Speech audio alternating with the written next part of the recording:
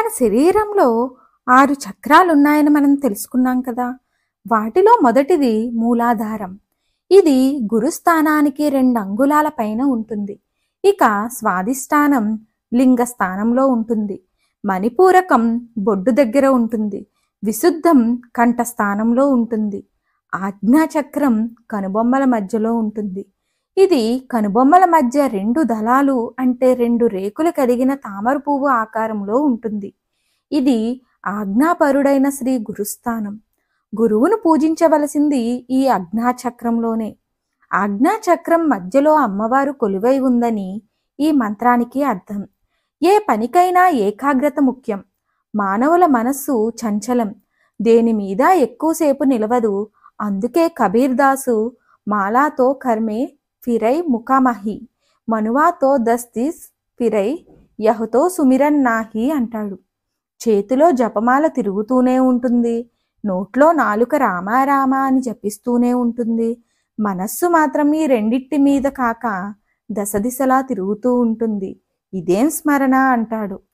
ఏ పని మీద చిత్తాన్ని నిలపలేకపోవడమే భ్రష్టతకు మూల కారణం. అద్భుతమైన మనోనిగ్రహంతో కూడిన ఏకాగ్రత వల్ల జ్ఞానం లభిస్తుంది. అజ్ఞానమే అజ్ఞాత చక్రాంత రాలస్త.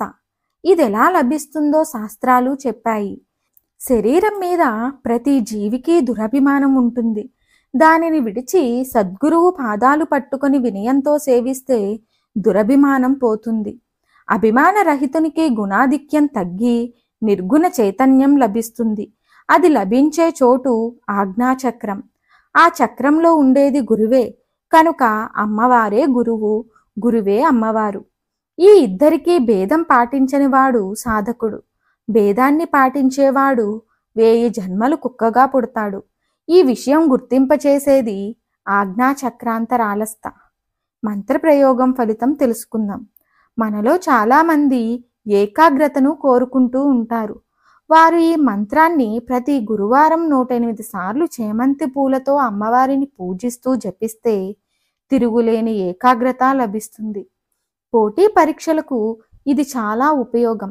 జ్ఞాపక శక్తి పెరగడానికి శుక్రవారం ఈ మంత్రం 108 సార్లు జపిస్తూ అమ్మవారికి తీపిని నివేదించాలి. ఈ మంత్రం ఏమిటో తెలుసుకుందాం. ఓం ఆజ్ఞాచక్రాంతరాలస్థాయై నమః. ఓం ఆజ్ఞాచక్రాంతరాలస్థాయై నమః. ఓం ఆజ్ఞాచక్రాంతరాలస్థాయై నమః. మరిన్ని ఆధ్యాత్మిక విషయాల కోసం మా ఛానల్ను సబ్స్క్రైబ్ చేయండి. వీడియో నచ్చితే లైక్ చేయండి, షేర్ చేయండి, కామెంట్ రూపంలో మీ అభిప్రాయాన్ని తెలియచేయండి.